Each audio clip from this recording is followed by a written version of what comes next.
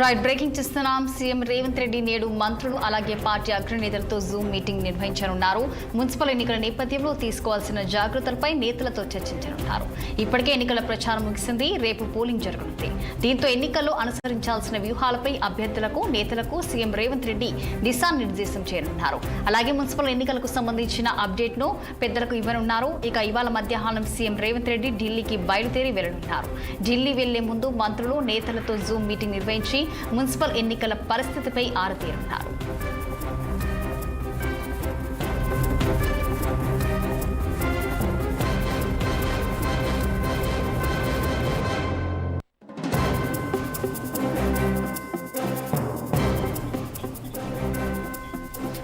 CM Revanth Reddy నేడు మంత్రులు party అగ్రనేతలతో Zoom meeting నిర్వహించనున్నారు. మున్సిపల్ ఎన్నికల నేపథ్యంలో తీసుకోవాల్సిన జాగ్రత్తలపై నేతలతో చర్చించనున్నారు. ఇప్పటికే ఎన్నికల ప్రచారం ముగిసింది. రేపు పోలింగ్ జరగనుంది.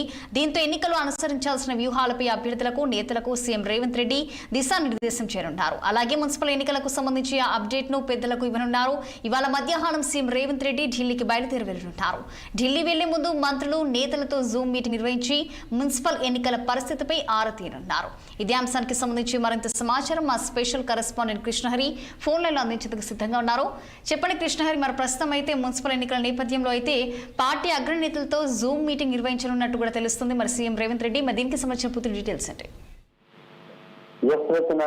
ముఖ్యమంత్రి రేవంత్ రెడ్డి మరి కాసేపట్లో పార్టీ ముఖ్య నేతలతో జూమ్ సమావేశం కాబోతున్నారు. ఇక ప్రధాన ఘట్టం అయితే ముగిసింది. ఎన్నికల ప్రచారం ఇక 116 మున్సిపాలిటీల్లో పార్టీ ముఖ్య నాయకులు ఏ విధంగా ప్రచారం చేశారు, పార్టీ ఏం చేయబోతోంది, ప్రజా సంక్షేమ కార్యక్రమాలను ఏ విధంగా అమలు చేయబోతోంది, మున్సిపాలిటీ ఎన్నికల్లో గెలిపించుకుంటే ఎలాంటి మౌలిక సదుపాయాలు కల్పిస్తుంది ప్రభుత్వం అనే అంశాలను అందరూ ప్రజల్లోకి తీసుకెళ్లారు. ఇప్పుడు ఓటర్ని 116 మున్సిపాలిటీలో ఒక కామన్ ఓటర్ని ఈ పోలింగ్ బూత్ కి తీసుకొచ్చి ఓట్లు వేయించుకోవడం ఒక మహత్తర కార్యక్రమం మిగిలింది. దీనికోసం కార్యకర్తలు కానీ పార్టీ నాయకులు కానీ ఎలాంటి కార్యాచరణ రూపొందించాలి, క్షేత్రస్థాయిలో ఏ విధంగా పనిచేయాలి అనే అంశంపై జూమ్ సమావేశం నిర్వహించబోతున్నారు ముఖ్యమంత్రి. ఇందుకు సంబంధించి దిశానిర్దేశం కూడా చేయబోతున్నారు. ఇప్పుడు ఒక ప్రధాన ఘట్టం అయితే మిగిలింది. అంతకు మించి ఇంకొక కార్యాచరణ ఉంది కాబట్టి అందరూ కూడా క్షేత్రస్థాయిగా ఉండాలి. 116 నియోజకవర్గాల్లో ప్రజలని దాదాపు 50 లక్షల మంది 50,50,000 మంది ప్రజలని తీసుకొచ్చి 116 నియోజకవర్గాల్లో వాళ్ళని ప్రభావితం చేయాలి. అందరి చేత ఓటు హక్కు వినియోగించుకునేలా వాళ్ళని మోటివేషన్ తీసుకోవాలనే కోణంలో జూమ్ సమావేశం ఉంటుంది. ఏ మున్సిపాలిటీకి సంబంధించిన ఇన్ఛార్జి నాయకులు అక్కడే మోహరించాలి, ఎన్ని పోలింగ్ ముగిసేంత వరకు కూడా అక్కడే ఉండాలి అనే కోణంలో కూడా ఇటు దిశానిర్దేశం చేయబోతున్నారు. ప్రధానంగా ప్రతి ఒక్కరిని కూడా ఓటు హక్కు వినియోగించుకోవడమే కాకుండా కాంగ్రెస్ ప్రభుత్వం ఏం చేయబోతుంది అనే అంశాన్ని కూడా చర్చించే ప్రయత్నం చేస్తున్నారు. ఇక ఇవన్నీ కూడా ఎన్నికల నిబంధనలకు లోబడి ఉండాలి అనే కోణంలో కూడా ముఖ్యమంత్రి చెప్పబోతున్నారు. ఇటు నిన్న ముఖ్యమంత్రి ప్రెస్ మీట్ కూడా మనం చూసాం. గల్లీ ఎన్నికలకి ఢిల్లీలో మోడీకి ఎంత సంబంధం, బీజేపీ ఏం చెప్తుంది అనే కోణంలో కూడా చెప్పారు.